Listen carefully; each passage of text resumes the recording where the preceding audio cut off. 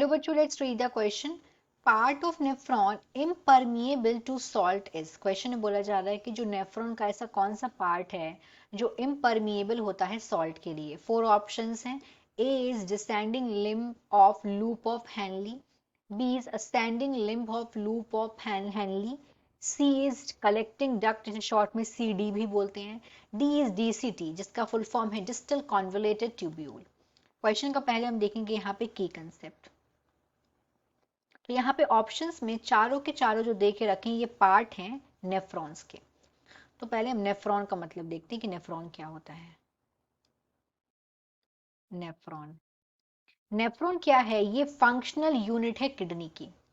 This is the functional unit of kidney. ये kidney की functional unit है. Kidney, अगर हम ह्यूमंस की बात करें तो ह्यूमंस में दो बीन शेप्ड किडनी प्रेजेंट होती हैं और ईच किडनी में मिलियंस ऑफ नेफ्रॉन प्रेजेंट होते हैं. What is nephron? ये फंक्शनल यूनिट होते हैं किडनी के अंदर. तो यहाँ पे चारों के चारों नेफ्रॉन के पार्ट्स दिए हुए हैं. तो हम बात करते हैं सी और डी ऑप्शन के बारे में. पहले कलेक्टिंग डक्ट, जिसे शॉर्ट में सी डी भी बोलते हैं, और DCT, that is distal convoluted tubule. ये जो दोनों की दोनों चीजें हैं, collecting duct as well as distal convoluted tubule, ये नॉर्मली ये इम्परमिएबल होती हैं वाटर के लिए. These two parts are impermeable to water. ये वाटर के लिए इम्परमिएबल होती हैं और ये परमिएबल होती हैं आयंस के लिए. And they are permeable to ions. ये आयंस के लिए परमिएबल होती हैं लेकिन ये वाटर के लिए इम्परमिएबल होती हैं. इसकी वजह से ये ड्राइव करती हैं osmolarity of fluid even lower.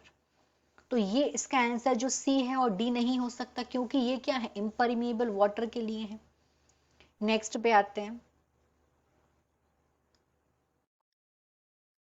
अगर हम बात करें असेंडिंग लिम्ब, जो लूप ऑफ हेनली है, इसके दो पार्ट्स होते हैं लूप ऑफ हेनली के.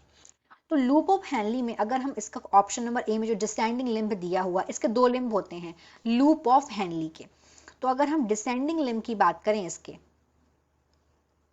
डिसेंडिंग लिम्ब, तो डिसेंडिंग लिम्ब जो है ये लूप ऑफ हेनली का फर्स्ट पार्ट होता है.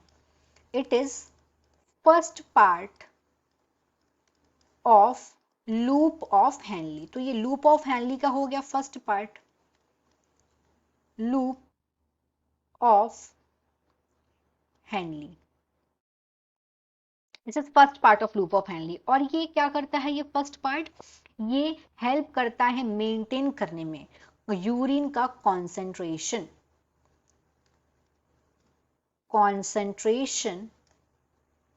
Of urine. यूरिन का कॉन्सेंट्रेशन को ये मेंटेन करने में हेल्प करता है और ये हाईली परमिएबल होता है वाटर के लिए. ये क्या है? It is highly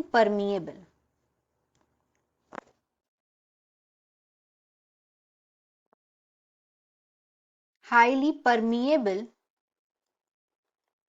to water. Water के लिए ये बहुत ज्यादा परमिएबल होता है.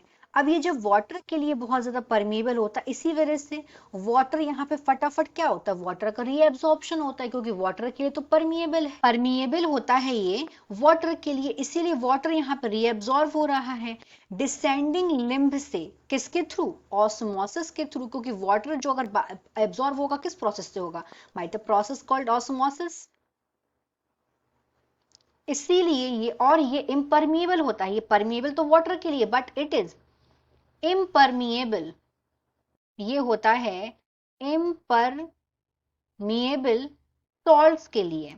मतलब ये इम्परमिएबल सोडियम आयन के लिए है. It is impermeable to chloride ion. तो इसका आंसर हम देखेंगे. अगर ये थिन असेंडिंग लिम्ब है, ये ऑलमोस्ट ये इम्परमिएबल होता है वाटर के लिए. This is impermeable to water. ये वाटर के लिए इम्परमिएबल है. It is impermeable to water. और ऐसा क्यों है? क्योंकि यहाँ पे कोई भी एक्वापोरिन चैनल नहीं होते हैं, due to having no aquaporin channel. लेकिन यहाँ पे सोडियम का रीअब्जॉर्प्शन होता रहता है पैसिवली, तो इसका ये भी आंसर नहीं है। यहाँ पे आंसर होगा a, that is descending limb of loop of Henle. So in this question the final answer is A, descending limb of loop of Henle. Hope you understood it well. Best of luck.